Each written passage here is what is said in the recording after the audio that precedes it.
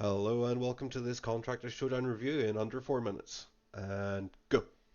Showdown is shaping up to be one of the hottest new VR titles of this year.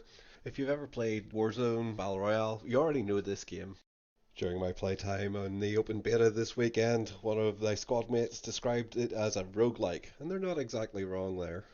You gain unlocks, and this isn't limited to just skins, but also features the perk system, which gives you buffs on your next drop. The movement system is on point. It is carried straight over from Contractors.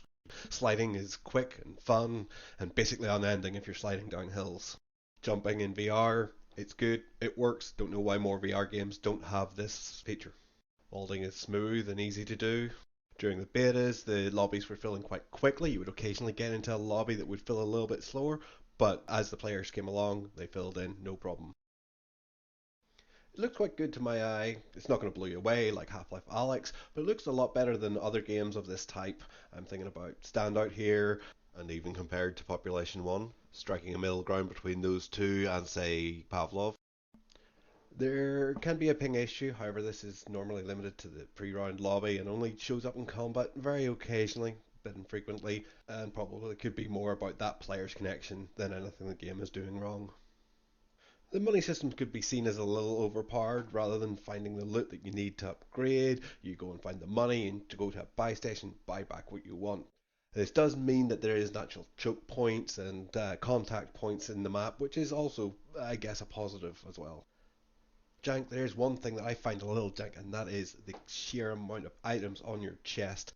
This will overwhelm you the first time you play. There's 3 items on your chest, two of which that can be changed out to different items. One in the middle that is your map, plus 2 gun slots. And you put all this together, and what you're going to end up with is you aiming down sights with a plate of armor. Last thing I'm going to mention here is looting items near ledges. You end up vaulting over the edges rather than picking out items a lot of the time. Okay, so now I'm just nitpicking, but the train does do this weird morphing thing as the level of detail changes as you come closer to it. So this can be a little bit off-putting, but can also be overlooked quite easily once you get used to it.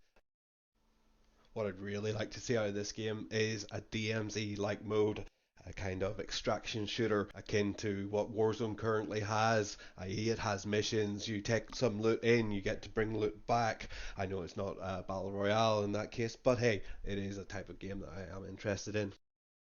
So how would I rate this game? Well, I'm probably going to end up buying it as soon as they release it.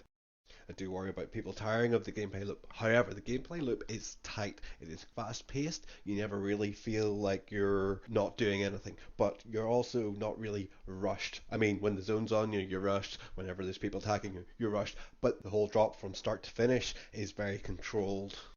This is a cross-play title, PC VR and Quest, so this should enable a good player base. I'd recommend playing this game for sure, and in fact, if you have a headset gathering dust, I would blow that dust off, get back in, give it a go. Thanks for watching, see you in the showdown.